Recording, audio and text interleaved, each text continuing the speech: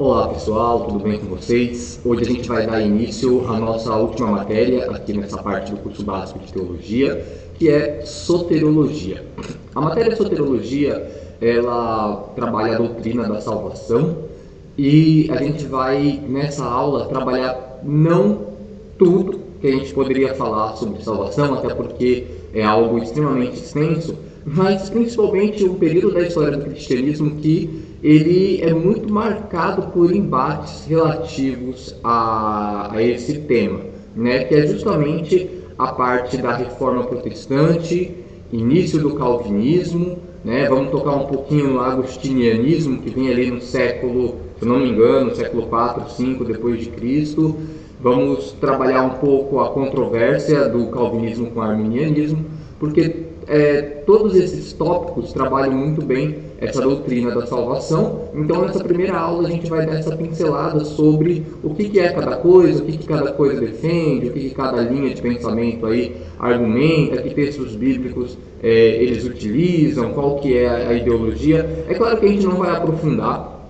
João Calvino era um teólogo assim, gigantesco nas suas obras. Armínio também escreveu muitas das suas obras. Então tudo que a gente vai fazer aqui é trazer uma síntese das crenças do calvinismo, algumas linhas que se desdobram dentro deles, a resposta arminiana, tá? E vamos lembrar de alguns termos, vamos falar um pouquinho sobre algumas coisas que a gente já trabalhou aqui em outras aulas, como o pelagianismo, que entra também nesse negócio do pecado, da remissão, da salvação. Então, hoje a gente vai tentar desdobrar um pouquinho desses assuntos referentes à salvação. Tá? Então, vamos lá. Antes de entrar nos próprios temas, eu deixei aqui no início dos slides a questão da nomenclatura, né? Porque a gente vai entrar na fase dos ismos da vida, né? Então, deixei aqui para vocês consultarem a apostila ou o slide está falando sobre tal coisa, então volto lá no início do slide e dou uma consultada. O que é calvinismo, o que é arminianismo, o que é agostinianismo, aí a gente vai fazer esse comentário breve aqui sobre cada um deles. Então, para a gente começar, falou sobre o calvinismo, você está falando sobre uma doutrina religiosa que vem de João Calvino, século XVI, né? E o foco dessa religião, dessa doutrina, reside na predestinação, tá? Na salvação do homem segundo a predestinação. Então, a gente vai desdobrar isso com mais calma, mas sempre que você ouvir falar de calvinismo, a gente está falando desse foco especial na predestinação daqueles que serão salvos. Tá? É isso que o calvinismo ele traz como foco, embora não se resuma a isso. Tá? Mas, falando em calvinismo, é isso que vem à cabeça. Arminianismo é a antítese do calvinismo. Enquanto o calvinismo fala que as pessoas foram predestinadas para serem salvas e nada nem ninguém pode mudar isso, o arminianismo ele trabalha o livre-arbítrio, né? Ele dá a ideia de que Deus ele pode ter feito uma predestinação, mas ele não anula o livre-arbítrio. E parece que fica como que eu posso dizer, que é um paradoxo, né? Deus predestinou, o homem tem livre-arbítrio. Então o arminianismo ele trata principalmente a questão do livre-arbítrio na hora do homem ser salvo ou não. Mas essa ideia de predestinação, de que Deus, antes da criação do mundo, separou alguns homens para serem salvos, ela não nasce em Calvino no século XVI. Já tem um fundo lá em Santo Agostinho, ou como a teologia trata, né, Agostinho de Hipona, lá no século 4, 5 aproximadamente, tem os agostinianos, e nas obras de Agostinho de Hipona, você já tem essa ideia de que o homem ele foi entregue ao pecado, né? O homem ele nasceu livre, o homem pecou, toda a sua geração ficou entregue ao pecado, todos aqueles que são homens que vêm de Adão ficaram entregues ao pecado, indo para o inferno, mas Deus, pela sua misericórdia, para a sua glória, separou uma pequena quantidade ali para serem salvas. E ele fez isso mesmo antes da criação. Tá? A doutrina de Agostinho diz que tudo que Deus faz é para a sua glória, né? Para o seu poder. Esse é o fim último de todas as coisas que Deus faz.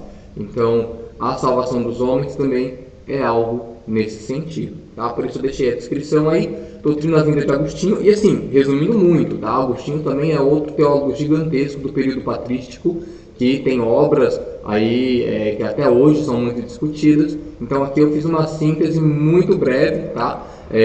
Então, Doutrina da Vinda de Agostinho, de Hipona, que tinha como base que Deus criou tudo para a sua glória, o homem pecou ficando entregue ao mal, e Deus elegeu uma parte desses homens para a vida eterna, deixando os demais, que não foram eleitos, entregues à recompensa do seu próprio pecado, que é a perdição.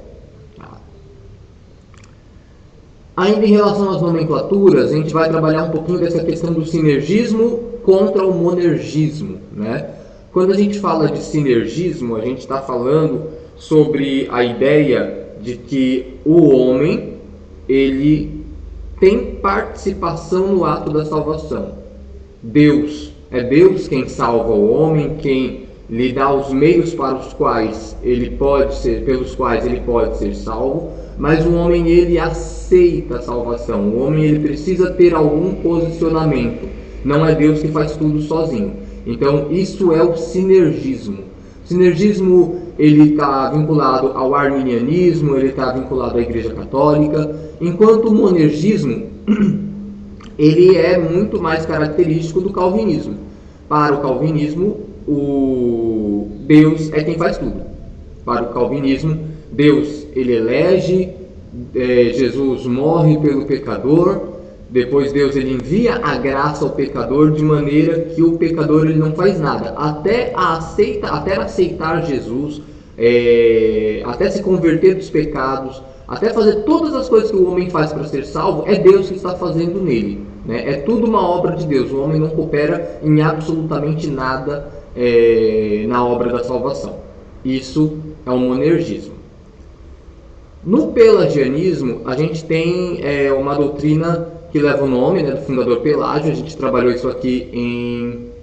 esqueci o nome da matéria. Antropologia, trabalha sobre o homem, porque a igreja, nos tempos de Pelágio, acreditava no fato de que o pecado, na doutrina do pecado original, né, assim que a gente chama, o fato de que o pecado, a natureza pecaminosa de Adão, passou para todos os demais homens. Pelágio falava que não, todo homem nasce como uma tábua lisa, limpa, e ele vai decidir o que ele faz da vida. Inclusive teve homens na Bíblia que não pecaram, né? E aí talvez ele cite Enoque, Daniel. E o pelagianismo, ele trabalha isso, tá? Quando a apostila citar, ou de repente se eu coloquei em algum slide futuro aqui, a gente está trabalhando essa ideia de Pelágio.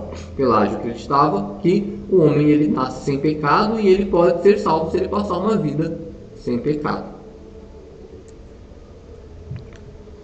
Bom, e aí a gente vai trabalhar também as questões do supralapsarianismo e infralapsarianismo. Aqui tem a ver com a ordem dos decretos, tá? Então, quando a gente fala de supralapsarianismo, a gente está falando sobre uma linha do calvinismo que acredita que Deus decretou que Deus determinou e decretou quem vai ser salvo antes da queda do homem, antes da criação do mundo, antes de tudo acontecer. Já o infralapsarianismo acredita que Deus decretou os que serão salvos, né? Predestinou os salvos depois da queda do homem, depois que o pecado entrou no mundo. O universalismo, ele defende que todos serão salvos. Tá? Então ele tem um pouquinho de todas essas nomenclaturas que a gente citou. Eu acredito que essas aqui são as mais presentes, tá? Que a gente vai mais ver, principalmente nessa primeira lição. Bom, então vamos começar a falar um pouquinho sobre calvinismo, sair um pouquinho das nomenclaturas. E antes de entrar nesses 5 pilares que eu estou comentando aqui, vamos começar com a origem desse pensamento de Calvino, que vem de Agostinho de Hipona, mas ao mesmo tempo está fazendo uma forte oposição ao pensamento católico e à religião de forma protestante, né? Vamos lembrar que já havia fortes oposições da Igreja Católica desde o século XII, XIII, XIV, vários movimentos foram surgindo e alguns permaneceram debaixo do manto católico e outros foram divergentes. Por exemplo, você tem ordens mendicantes dos dominicanos, por exemplo,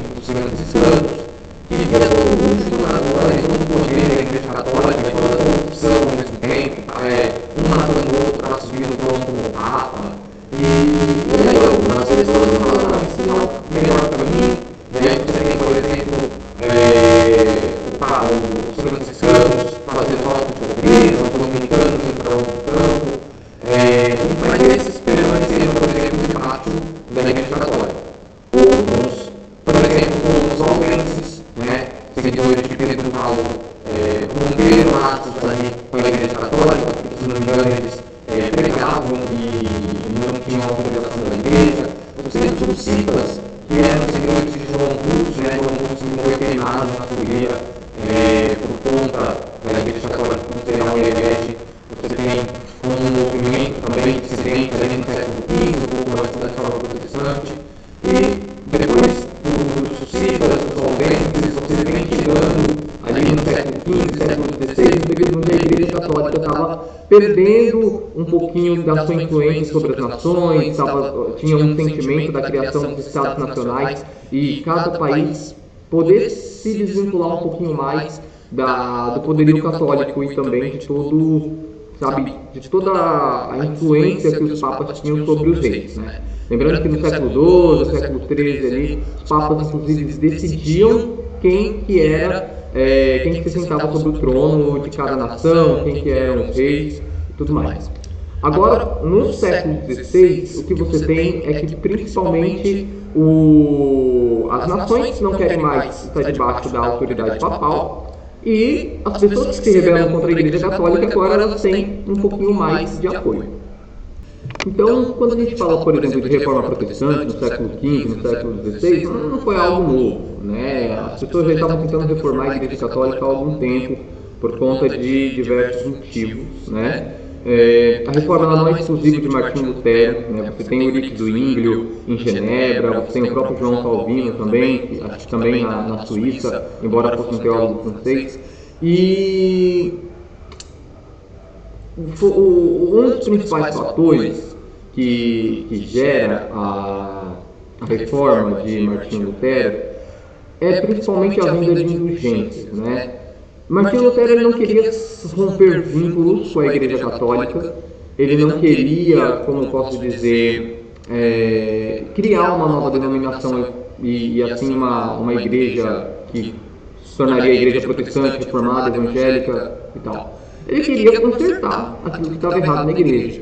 E aí ele prega, não vou lembrar aqui a data certinho, não lembro se foi 1517, 1507, não vou lembrar certinho o ano, mas ele vai pregar as 95 teses, e pregar mesmo, de bater com o martelo, as 95 teses dele na porta da igreja de Wittenberg, e um dos principais pontos era a venda de indulgências. O que era a venda de indulgências?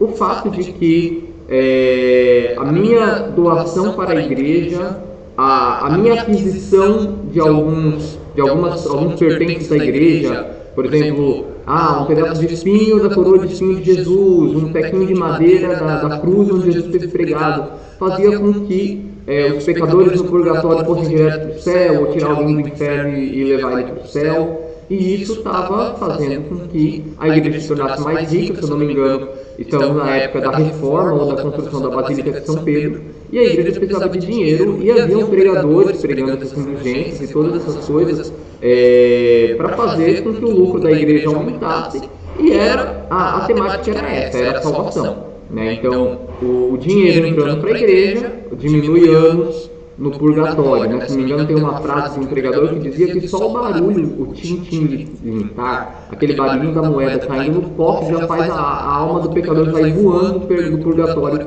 direto para o céu.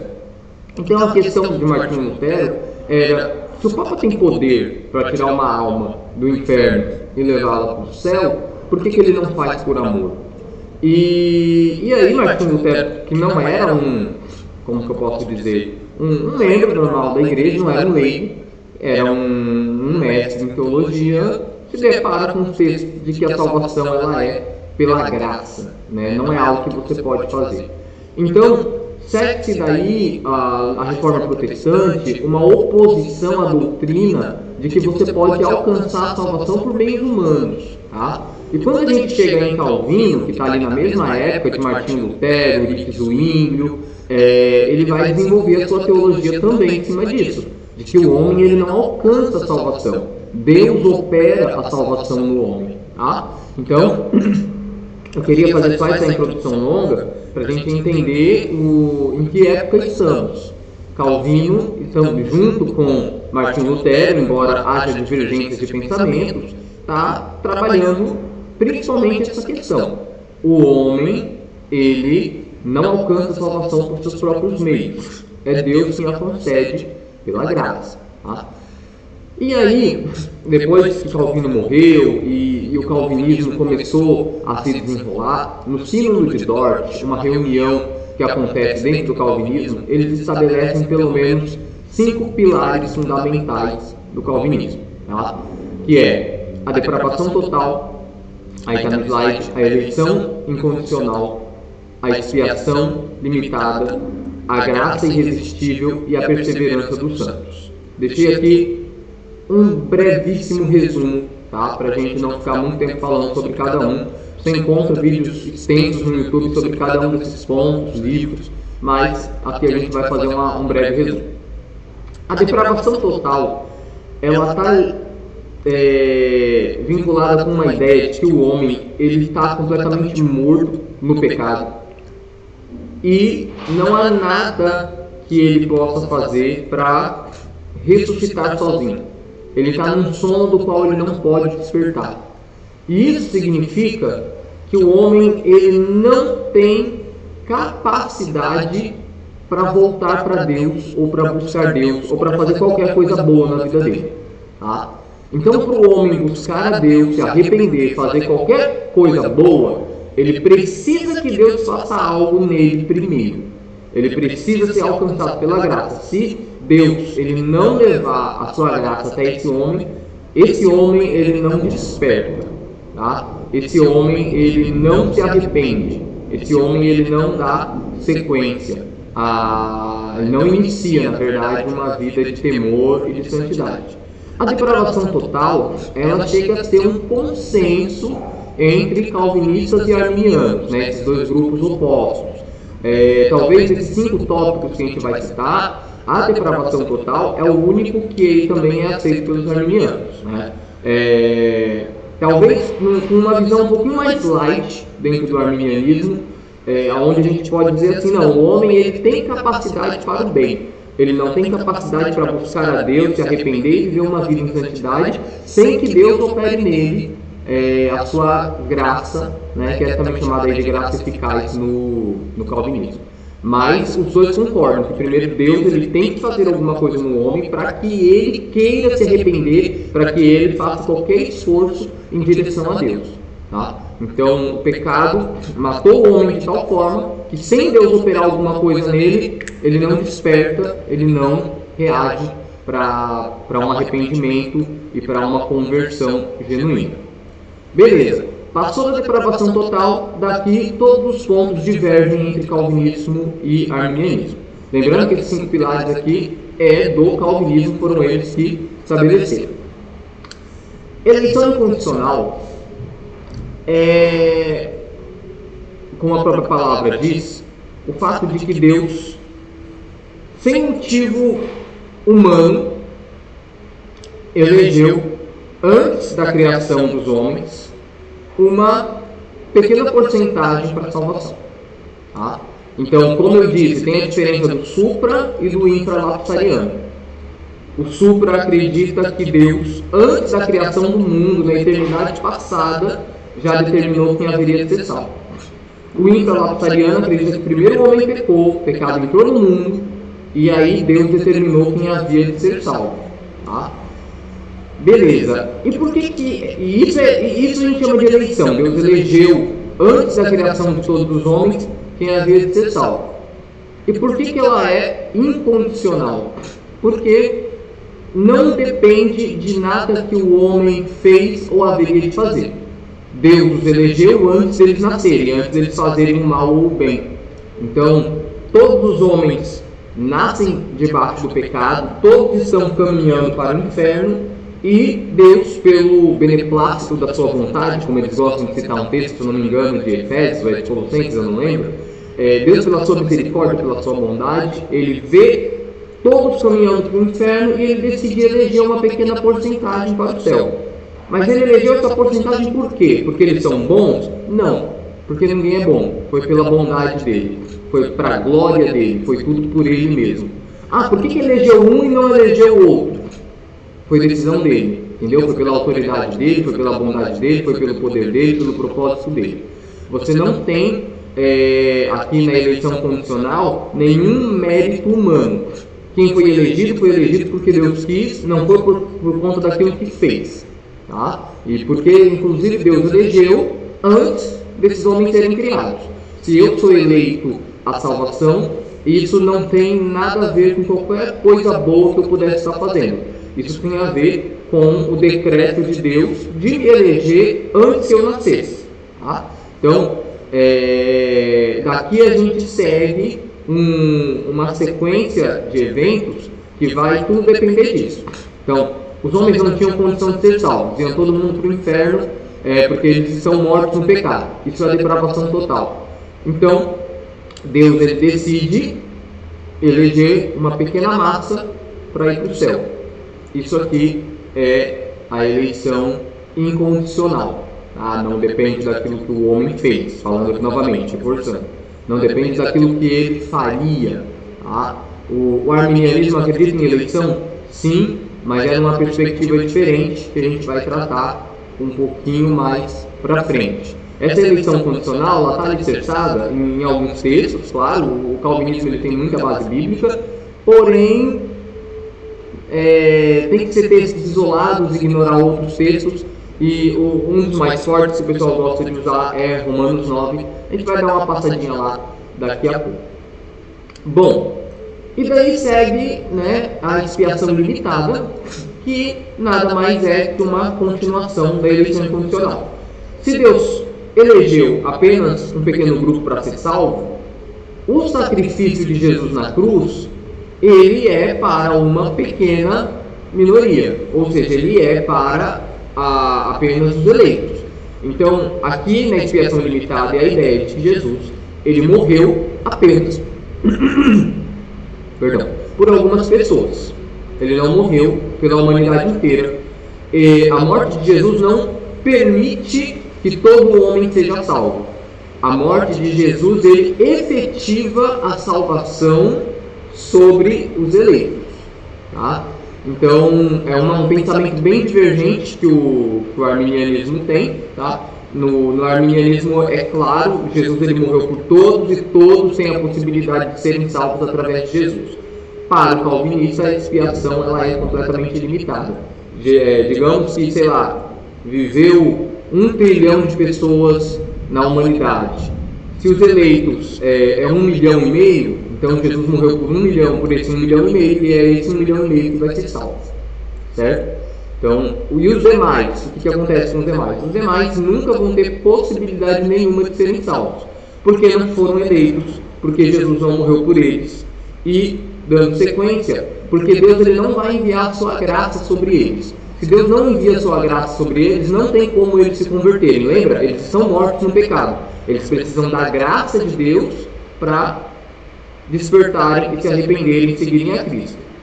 E é disso que trata o quarto pilar, que é a graça irresistível. Os eleitos serão salvos pela graça de Deus, a qual é eficaz para convencer e salvar o pecador. Então aqui é uma nova sequência. Jesus ele morreu pelos eleitos, agora Deus ele vai enviar a sua graça sobre esses eleitos, para que esses eleitos se arrependam, sejam convencidos do pecado e vivam uma vida de santidade.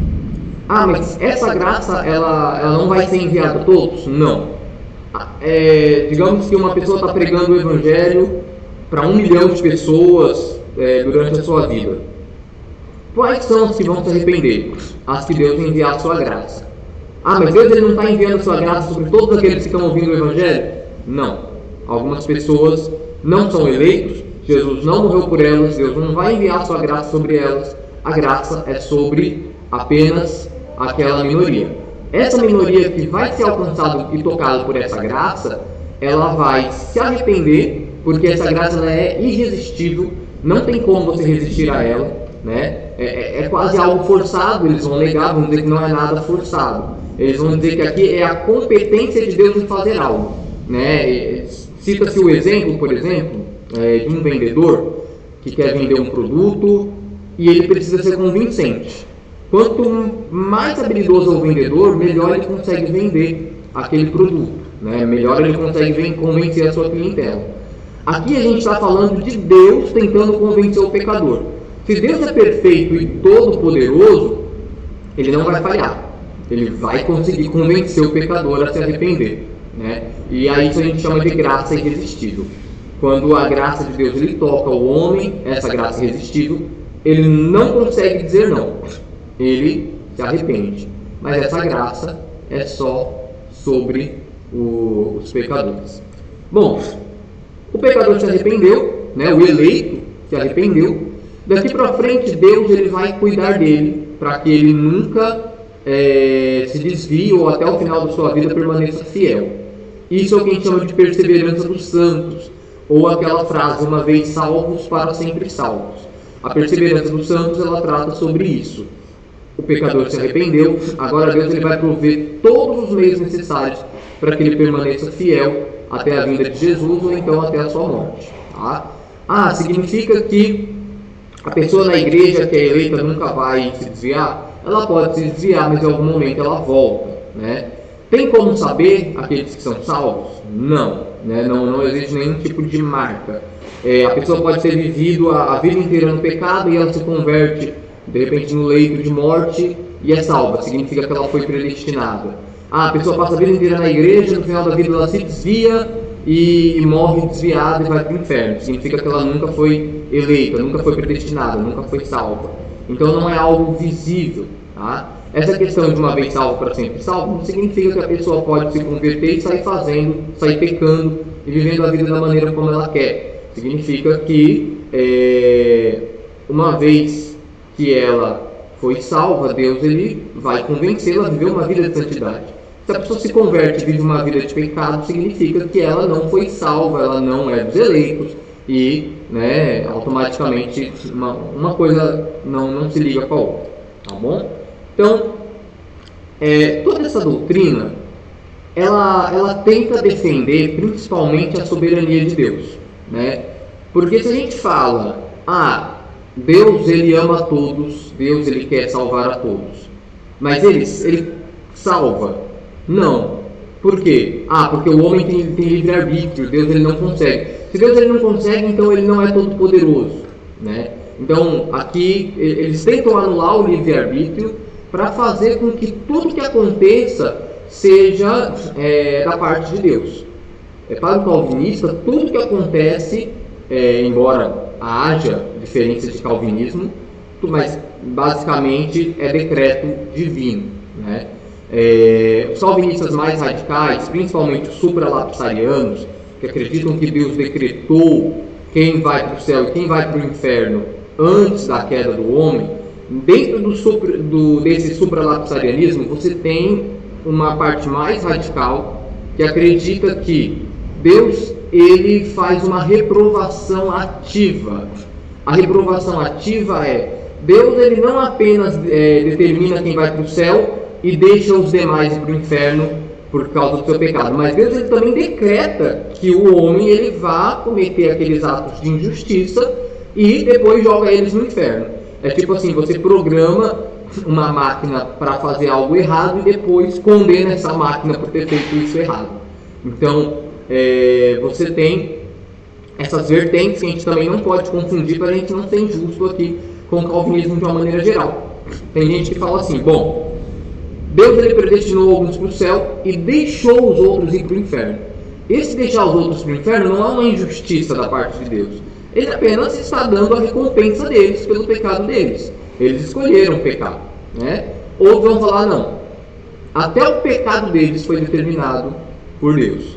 Então, Deus determina que o homem vai pecar dentro dessa linha e depois joga eles no inferno por eles terem pecado, conforme a determinação de Deus. Então, a conta não fecha e você tem um Deus ditador e até me foge a palavra aqui, um tirano, praticamente, né? Deus ele cria o homem e assim, né? Mesmo a outra linha do calvinismo, ela também é considerada uma linha um pouco rude, porque Deus cria o homem com a possibilidade de pecar, sabendo que o homem vai pecar, o homem peca, está caminhando em direção ao inferno e não faz nada por esses homens para que eles vá para o céu, né? Fornece salvação apenas para alguns. Então, o calvinismo ele é muito criticado, muito questionado por conta de apresentar um Deus que não tem qualquer compromisso em fornecer qualquer possibilidade para que toda a humanidade se salve. Ele apenas fornece para alguns, ele não apenas fornece, mas ele salva esses alguns. Então, para a gente resumir, depravação total, o homem está em pecado e sem Deus ele não consegue se arrepender para ir para o céu. Eleição incondicional. Antes da criação de todas as coisas, no supralapsarianismo, Deus decretou pela sua própria glória e vontade que alguns vão ser salvos. Infralapsarianismo. Depois da queda do homem, Deus decretou alguns que vão ser salvos. Expiação limitada. Jesus morreu apenas pelos eleitos, por aqueles que haviam de ser salvos. Graça irresistível. A graça é enviada sobre os eleitos, sobre aqueles por quem Jesus morreu, e eles não conseguem resistir a essa graça, né? Ela é eficaz para salvar, e apenas os eleitos vão receber essa graça. Perseverança dos santos. Deus ele vai fornecer todo o necessário para que a pessoa ela caminhe em direção ao céu, né? Sem se desviar desse caminho, tá? Então esse aqui são os 5 pilares do calvinismo e como eu disse, é uma forma de tentar proteger a soberania divina. Porque se Deus quer que o homem faça o bem e o homem faz o mal, então parece que o homem ele consegue frustrar Deus, consegue fazer com que os planos de Deus não se frustrem. Deus ele quer salvar o mundo todo? Sim. Ele salva? Não. Por quê? Porque o homem não se converte. Então, o homem consegue atravessar na frente de Deus e não fazer com que a vontade de Deus se cumpra. Para eles, esse tipo de expressão ela é abominável. Então, se Deus é soberano e todo-poderoso, a vontade dele tem que se cumprir. Por isso que eles pregam, não é a vontade de Deus que todo homem se salve. Jesus ele não morreu por todos, para tentar salvar a soberania divina. Enquanto o arminianismo dá o livre-arbítrio ao homem e culpa o homem pelos seus pecados, né? E fala assim, Deus ele quer salvar todos, não salva, porque o homem, no uso do seu livre-arbítrio, não aceita o plano de Deus e não quer a salvação. Mas o arminiano ele não acredita que isso tire a soberania de Deus. O calvinismo, sim.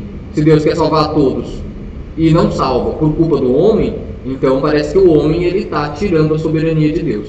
Tá? Então essa é a grande briga entre o calvinismo e o arminianismo, entre a soberania divina e o livre-arbítrio, né? E ao mesmo tempo, quando a gente tem outra questão, que é, se Deus ele não deu livre-arbítrio, segundo o calvinismo, né, para garantir a sua soberania, aonde que fica a responsabilidade humana?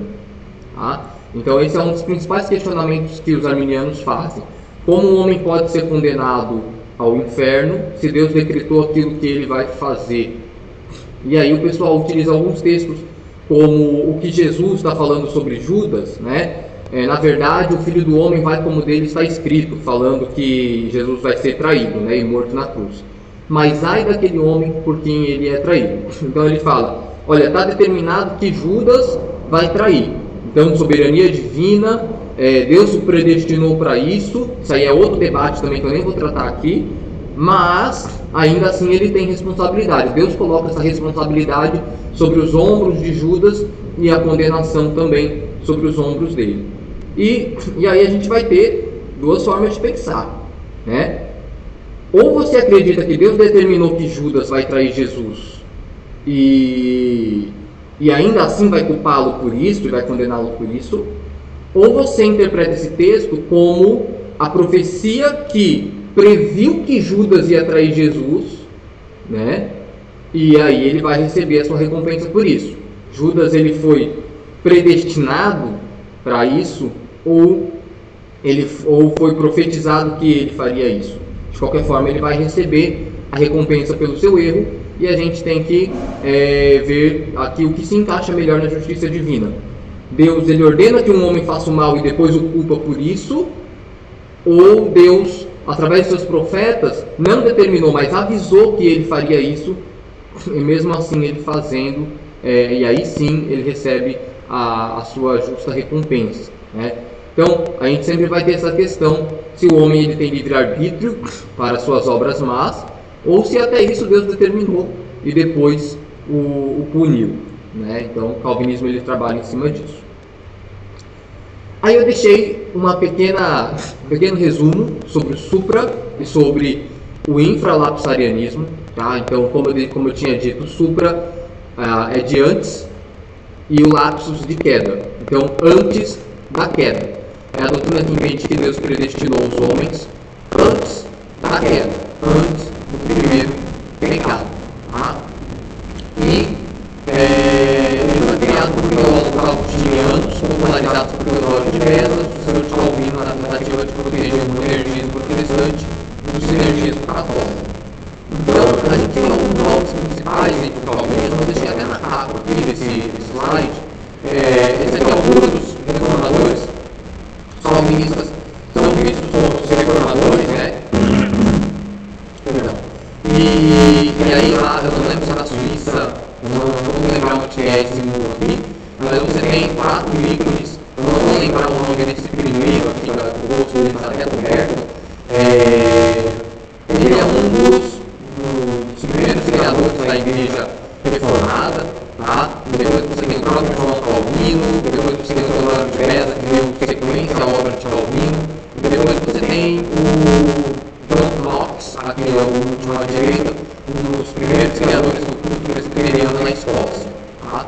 Então, são 4 ícones aí bem importantes para o calvinismo.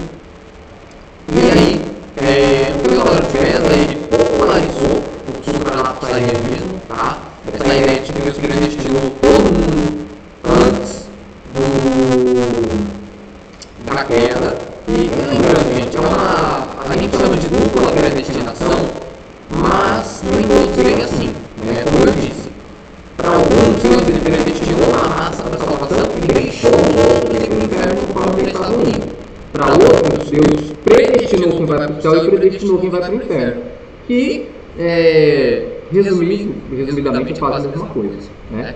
Então, o Teodoro de Beza ele popularizou essa ideia, que foi criada por teólogos agostinianos, como eu já comentei, eram teólogos que seguiam as ideias de Santo Agostinho, e ele faz isso na tentativa de proteger o monergismo, ou seja, a teologia diz que é Deus quem opera tudo no homem para a salvação dele.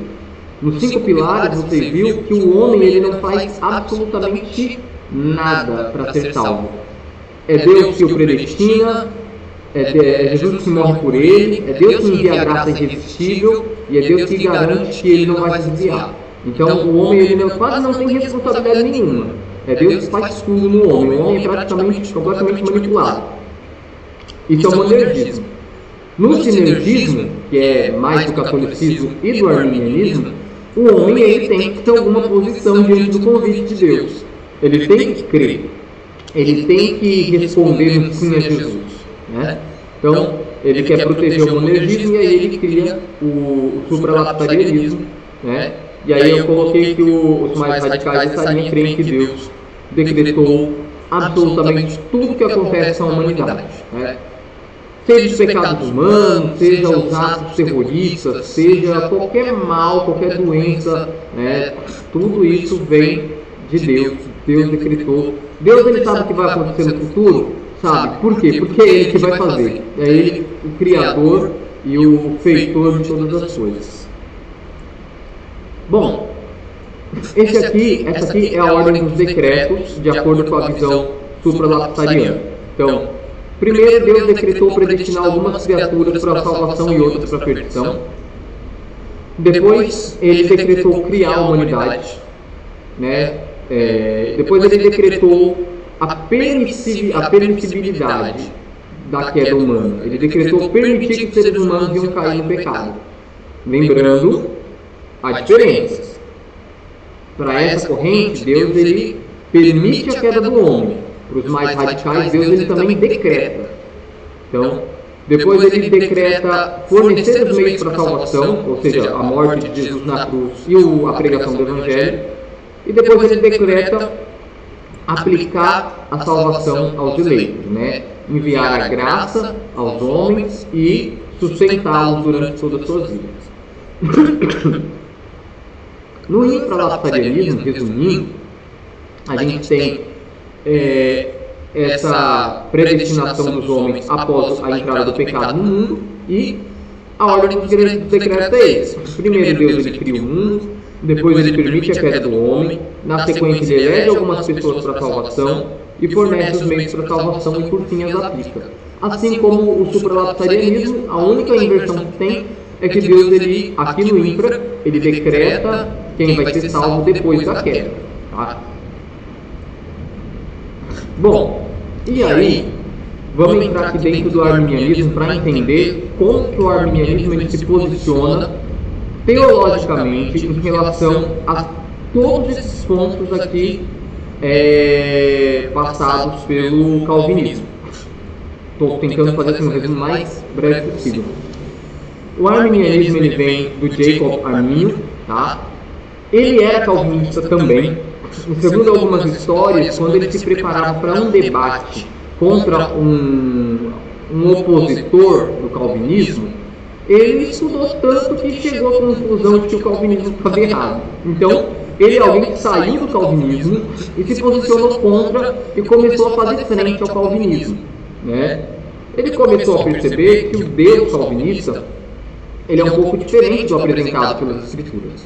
De que o Deus calvinista ele não permite que o homem seja salvo, né? Que todos os homens sejam salvos. Ele decreta que o homem vá pecar e depois condena esse homem.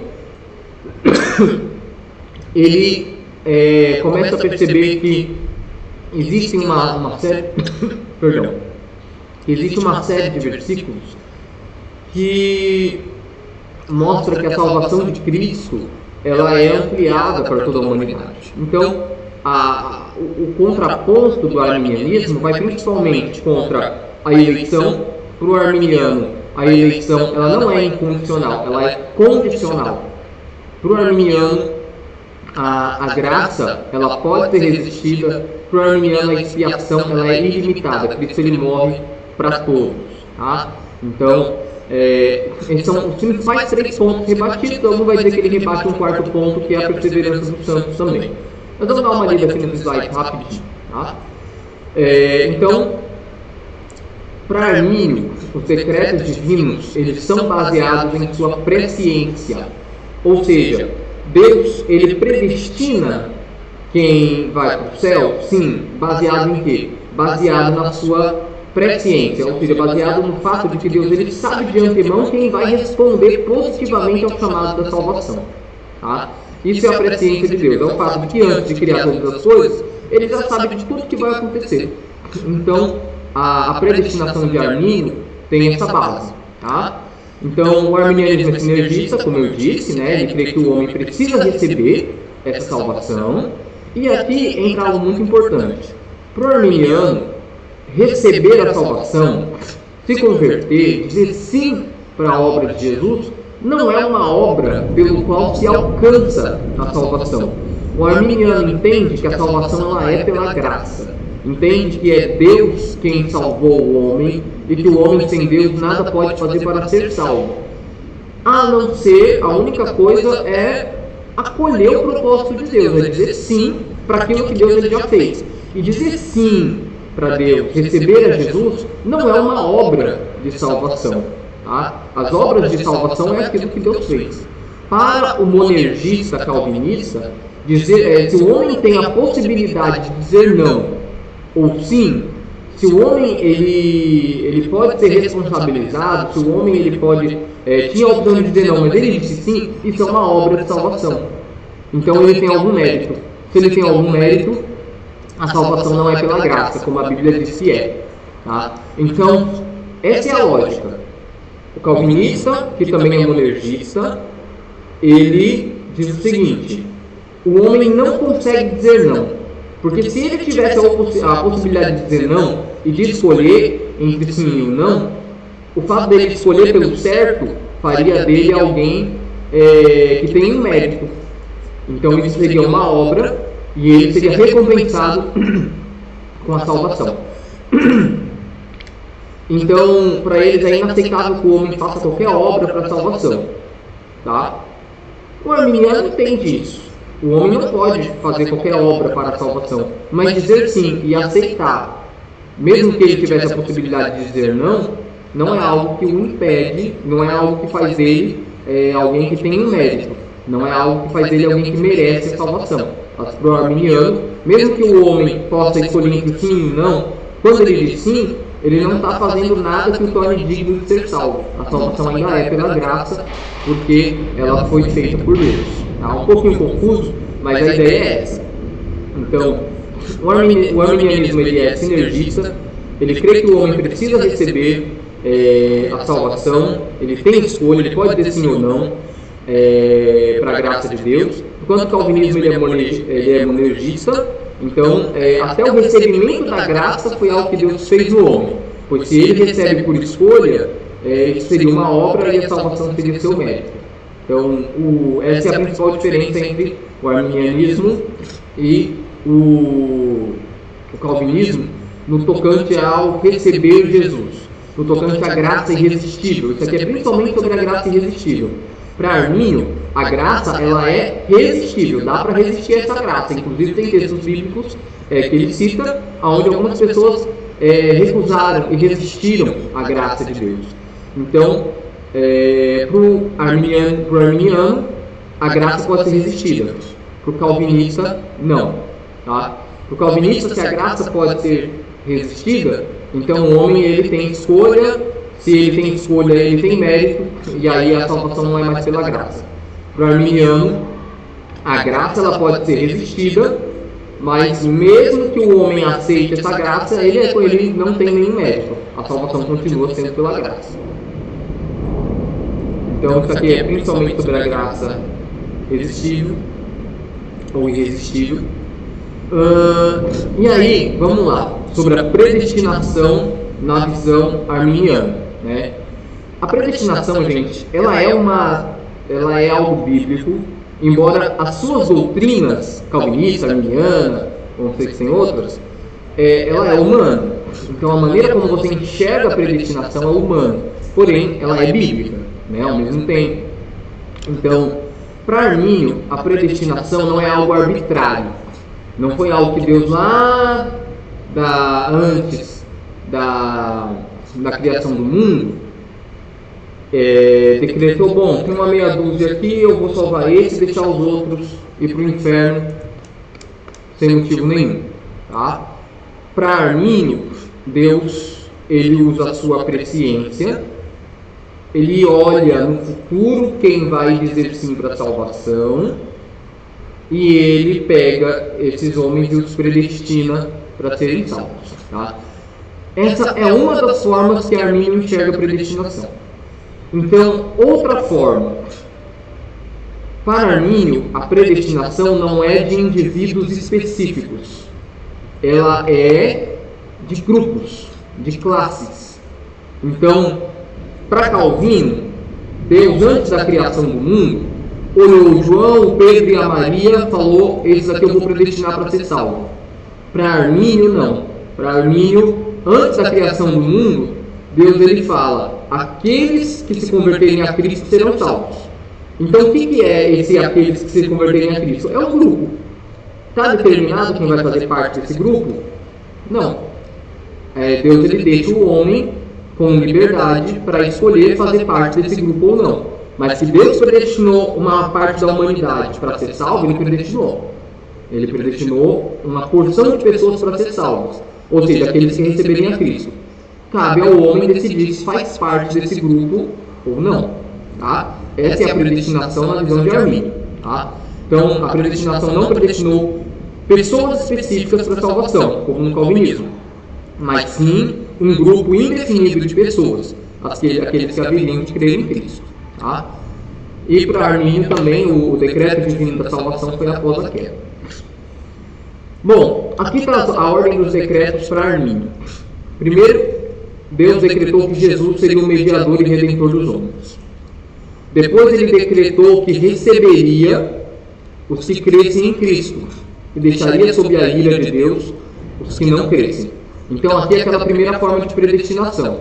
Deus ele predestinou um grupo para ser salvo. Qual? Aqueles que haveriam de crer. Ele decretou que ele receberia todo mundo que cresce em Cristo. Então Deus ele predestinou um grupo. Tá? Depois ele decretou a administração da graça de modo suficiente e eficaz para salvar o pecador. Tá? Aqui a gente está falando que Deus ele determinou antes de tudo, antes da criação, que ele enviaria Cristo, que ele salvaria aqueles que crescem em Cristo e que ele levaria a cabo a pregação do Evangelho, o Espírito Santo sobre os homens, para que eles pudessem ser salvos. E por fim ele decretou a salvação, que é a perdição de pessoas. Aí sim ele decretou quem vai para o céu e quem vai para o inferno, com base na presciência, ou seja, com base no fato de que ele sabe quem vai responder positivamente ou não ao chamado divino. Tá? E aí entram alguns textos. Esse texto de Efésios 5, que eu vou deixar aqui, é um dos textos mais básicos para a gente falar de predestinação. Vou pegar aqui Efésios 1. Espera aí, que tem uma introdução. E aí Paulo faz a introdução da sua carta, né? Paulo, apóstolo de Jesus Cristo, pela vontade de Deus, aos santos que estão em Éfeso e fiéis em Cristo Jesus. A vós graça e paz da parte de Deus, nosso Pai, Senhor, e Pai do Senhor Jesus Cristo. Bendito Deus e Pai de nosso Senhor Jesus Cristo, o qual nos abençoou com todas as bênçãos espirituais nos lugares celestiais em Cristo, como também nos elegeu nele, antes da fundação do mundo, para que fôssemos santos e irrepreensíveis diante dele em amor. E nos predestinou para filhos de adoção por Jesus Cristo, para si mesmo, segundo o beneplácito da sua vontade. Então, aqui a gente já tem um pouquinho sobre a predestinação. Ele nos elegeu nele, quando? Antes da fundação do mundo. Deus ele já tinha nos elegido, né? Para que fôssemos santos e irrepreensíveis. Ele nos predestinou, aqui ele já deu a data, antes da fundação do mundo, para sermos filhos de adoção por Jesus Cristo. Então ele já determinou que Jesus ele havia de vir ao mundo, e antes da criação de tudo, ele já determinou que nós seríamos filhos através de Jesus, pela sua própria vontade, pela bondade da sua vontade, né, pelo beneplácito aqui. Então isso aqui é um texto base para a predestinação, tá? E a gente tem alguns textos que a gente vai ler rapidamente, para a gente já finalizar. Alguns que dão uma base aqui para Calvino, outros que dão uma base para Armínio. Por exemplo, Romanos 8, 29. Deixa eu colocar aqui. Opa, isso está tremendo, terremoto aqui. Romanos 8, 29. Porque os que antes conheceu, também os predestinou. Essa aqui é a parte chave, né? Primeiro Deus ele conheceu os homens, depois os predestinou, para serem conformes à imagem de seu Filho, a fim de que seja o primogênito entre muitos irmãos. E o outro texto que reforça essa ideia é o de 1 Pedro 1. Deixa eu pegar aqui. Versículos 1 e 2 mesmo. Pedro, apóstolo de Jesus Cristo, aos estrangeiros dispersos no Ponto, Galácia, Capadócia, Ásia e Bitínia, eleitos segundo a presciência de Deus Pai. Então, aqui, em uma hora você tem Paulo, aqui você tem Pedro, falando que os homens eles já foram eleitos por Deus, mas segundo a sua presciência, segundo o seu conhecimento antecipado, tá? E não apenas segundo a sua arbitrariedade, não apenas segundo a sua vontade. Bom, e aí existe uma coletânea infinita de textos. Eu acho que eu não vou abrir todos para não fazer esse vídeo ter mais de 1 hora, tá? Onde Deus ele mostra o seu desejo de salvar todos os homens, tá? Você tem 2 Coríntios 5, do 14 ao 15, Tito, capítulo 2, versículo 11, 1 João, capítulo 2, versículo 2, João 3,16, que é o mais clássico. Deus amou o mundo de tal forma que deu o seu Filho unigênito para que todo aquele que nele crê não pereça, mas tenha vida eterna. Né? E qual que é a resposta do calvinismo para esse tipo de texto? É que sempre que a Bíblia usa a palavra todos ou todo mundo, ele está falando todos os eleitos e todos os salvos, e não todos os homens. Né? Mas esses textos aqui que eu citei, eles são exaustivos na hora de mostrar que Deus ele se prontifica a receber todos os homens. O arrependimento é para todos, aqui tem mais um pouco, né? 1 Timóteo 2,4, segundo o livro de Pedro, segunda carta de Pedro 3, capítulo 3, versículo 9, Mateus 18, versículo 14. Tá? Beleza, esses aqui são os principais textos que falam sobre a maneira como Deus, o fato de que Deus quer receber a todos os homens. Então eu vou colocar só mais um aqui, Timóteo 2,4, que quer que todos os homens se salvem e venham ao conhecimento da verdade. Tá? Então, só um entre vários outros textos. Bom, sobre a conversão ser apenas para os eleitos, a gente tem uma série de textos. Tá? Deixa eu dar uma olhada se a gente vai avançar muito aqui. Não, tem só mais uns 2 slides. E os mais usados pelos calvinistas está resumido em João, né, capítulo 6. Jesus está tendo um embate com os fariseus, e Jesus ele fala o seguinte: olha, vocês não me ouvem, não se arrependem, não se convertem, porque vocês não são das minhas ovelhas, porque só vem a mim quem o Pai traz a mim. Né? E você tem forma de entender isso. Ou Deus não os predestinou porque já sabia das suas respostas, tá? Ou Jesus está falando aquilo porque eles já ouviram a mensagem e não creram, porque eles conhecem as Escrituras e permanecem em seus pecados. Então, você tem forma de entender. João capítulo 6 é um texto pelos calvinistas entendido, que entende da seguinte forma: eles não ouvem a Jesus, não se arrependem, não se convertem, porque Deus não permitiu, porque Deus não os predestinou, porque Deus não os nomeou como parte das ovelhas de Cristo. Enquanto o arminianismo fala, não, Jesus está falando que eles não são das ovelhas dele, que eles não são predestinados, porque a resposta deles ao Evangelho ela é essencialmente negativa. Tá? Então tem esses textos aqui de João, capítulo 6, versículo 37, 44, 65, tá? E principalmente Romanos 9, né? Em Romanos 9 você tem um texto mais longo, que eu não vou ler ele todo, mas que ele é bem interessante, tem vídeos inclusive sobre Romanos 9, aonde o autor ele fala sobre Deus criar vasos de ira preparados para a perdição. Tá? O certo não é parar em Romanos 9, é você avançar até Romanos 11, porque Paulo está falando de algo um pouco mais extenso. Tá? Não está falando apenas da possibilidade de Deus criar uns para o inferno e outros para o céu. Ele está falando sobre o povo judeu querer alcançar a salvação pelas obras da lei, enquanto Deus ter predestinado para a salvação aqueles que seriam mediante a fé.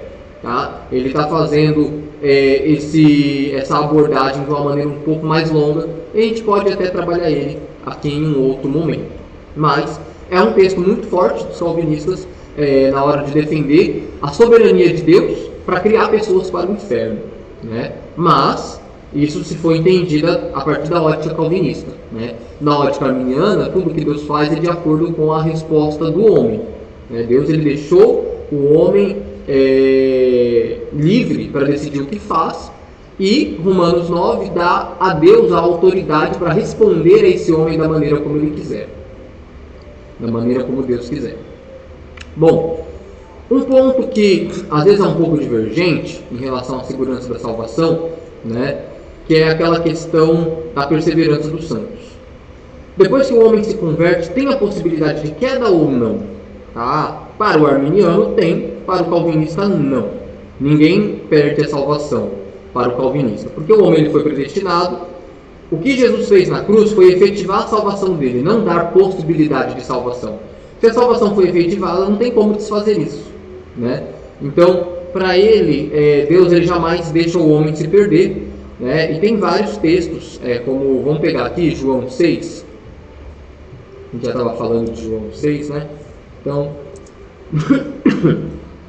João 6, no versículo 39, e a vontade do Pai que me enviou é esta, que nenhum de todos aqueles que me deu se perca, mas que eu ressuscite no último dia.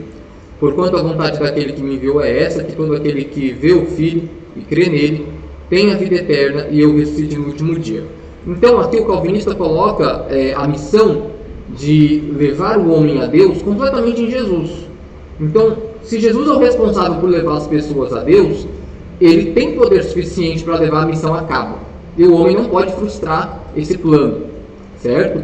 Então ele usa, por exemplo, Romanos 8, do 30 ao 39. Quem nos separará do amor de Deus? É aquele cântico de vitória. Se Deus é por nós, quem será contra nós? Vai ser a nudez, vai ser a fome, a espada, a peste. O que vai nos separar do amor de Deus? Eles falam nada. Essa é a resposta convincente. De que Deus, ele sustenta o homem até o final. A resposta arminiana para isso é o seguinte: todos esses textos estão falando que Deus ele sustenta o homem em direção à salvação enquanto esse homem quer. Porque enquanto o homem ele quer ser salvo, enquanto o homem quer andar com Deus, vai ter muitas coisas que vai tentar fazê-lo desistir, mas Deus vai sustentá-lo. Agora, a partir do momento que o homem não quer andar com Deus, Deus ele não vai forçá-lo, Aí a gente tem alguns textos calvinistas que mostram, são inúmeros, a possibilidade de cair, da graça. Deixei todos esses, não vou citar eles.